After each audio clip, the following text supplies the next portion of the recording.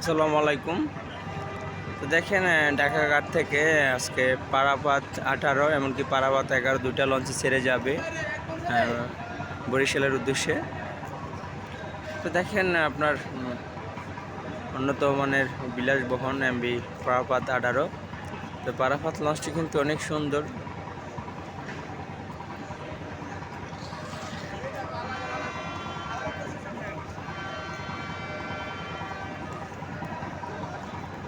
দেখেন খুবই সুন্দর একটি লঞ্চ।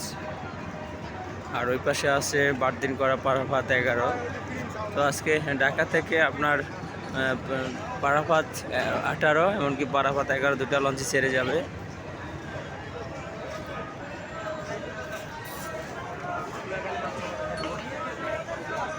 হচ্ছে পারাপাত 11।